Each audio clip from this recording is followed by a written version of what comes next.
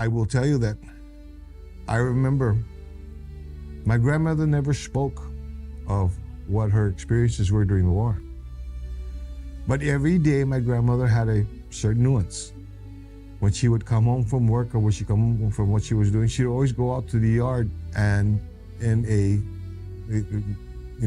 bend motion would pull the grass, would pull weeds. And she would do this for hours. Only to find out later on, because she never spoke of the war, that she was one of those individuals that were forced to build the airfield in Calagua. She was one of those individuals that had to pick up the rocks and pull the weeds to build the airfield.